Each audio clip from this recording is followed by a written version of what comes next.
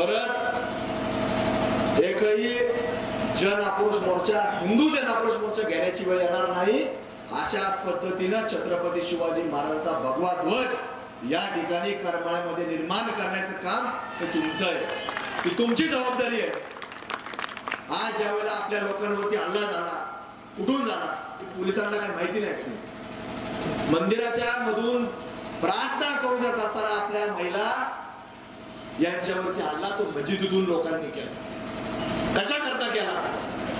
फक्त मस्जिद वाढवायची, हे मंदिर बंद झालं पाहिजे, इथे येणारे लोक बंद झाले पाहिजे, हा त्यांचा विचार असतो।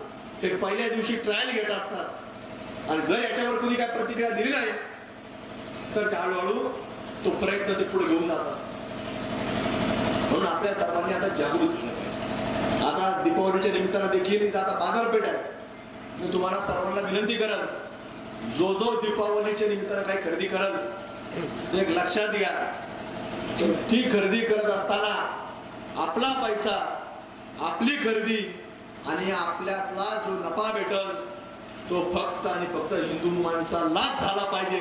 अशा प्रकारची दीपावली आपण प्रत्येकाने साजरी करावी। काय कोणतरी दारा पुरवतो ते सांगाल असं काही नसतं, ते खोटं असतं।